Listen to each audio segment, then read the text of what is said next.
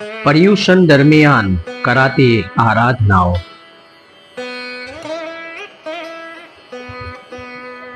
ઉપવાસ. આ સમય દરમિયાન જૈન ઉપવાસ રાખે છે અને આત્માને પવિત્ર કરે તેવી આધ્યાત્મિક ક્રિયાઓમાં જોડાય સુદૃઢી જીવન માટે તેમને તૈયાર કરે છે. ઉપવાસનો સમયગાળો 1 દિવસથી લઈને 30 દિવસ સુધીનો હોઈ શકે છે. જે લોકો ઉપવાસ કરે છે તેઓ માત્ર ઉકાળેલું પાણી પીએ છે અને તે પણ માત્ર સૂર્યોદય અને સૂર્યાસ્તની વચ્ચે જ પી શકાય છે. અતિક્રમણ. પર્યુષણના દર 8 દિવસની શરૂઆત પરોધના પતિક્રમણથી કરવાની હોય છે.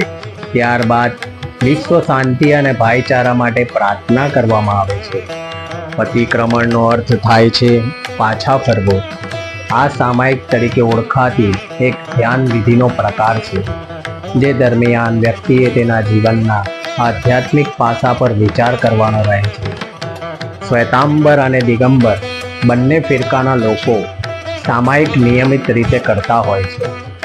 આની આવૃત્તિ દિવસમાં 2 વખત, સવાર અને સાંજ, દર પખવાડિયે 1 વખત, દર 4 મહિને અથવા દર વર્ષે 1 વખત. દર વર્ષે એક વાર્ષિક પતિક્રમણ કરવું એ શ્રાવક માટે ફરજિયાત માનવામાં આવે છે.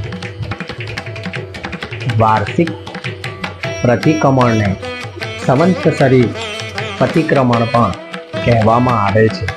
આ દિવસ પર્યુષણ સાથે આવતો હોવાથી સંવત્સરી અને પર્યુષણે એકબીજાના સમાનાર્થી તરીકે પણ ઉપયોગમાં લેવાય છે. પતિક્રમણમાં 6 આવશ્યક હોય છે. સામાયિક. અહમ ભાવને ત્યાગીને સમતા ભાવમાં રહેવું. 24 સંતો, 24 તીર્થકરો તથા અન્ય પણની સ્તુતિ, વંદના કે વેદના, દેવગુરુ આદિને વંદન. પતિક્રમણ કે ભૂતકાળમાં કરેલ વ્રતભંગ કે અનૈતિક વ્યવહારની ક્ષમા યાચના. કાર્યોત્સર્ગ. નિયંત્રણ દ્વારા શરીરથી છૂટા પાડવું. પ્રખ્યાન. નિયમ કેવત લેવું. પતિક્રમણની તલસ્પર્શી વિધિ પુસ્તકોમાં મળી આવે છે.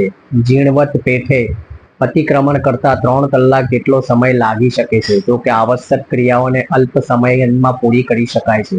દિગંબર પ્રણાલીમાં ઘણી વખત પતિક્રમણને સામાયિક કહેવામાં આવે છે. પરંપરાએ પતિક્રમણની વિધિઓ અમુક ખાસ મુદ્રામાં બેસીને કરવાની હોય છે. ક્ષમા યાચના. મિચ્છામી દુક્કડમ. આ પર્વની સમાપ્તિએ બધા શ્રાવકો એકબીજા પાસે ગીતેલ વર્ષ દરમિયાન પોતાની દ્વારા કરેલા દુષ્કૃત્યો કે મન દુઃખ બદલ ક્ષમા માંગે છે. શ્વેતાંબરો માટે આ દિવસ પર્યુષણનો દિવસ હોય છે અને દિગંબરો માટે આ દિવસ અસોબાદ એકમનો દિવસ હોય છે. મિચ્છામી દુક્કડમ બોલીને એકબીજાની ક્ષમા માંગવામાં આવે છે. તેનો અર્થ એવો થાય છે કે જો જાણતા અજાણતા મારા કોઈ કૃત્ય કે શબ્દ દ્વારા કે અન્ય કોઈ પણ રીતે આપનું મન દુભાયું હોય તો આપની ક્ષમા માંગુ છું. મિચ્છામી દુક્કડમ.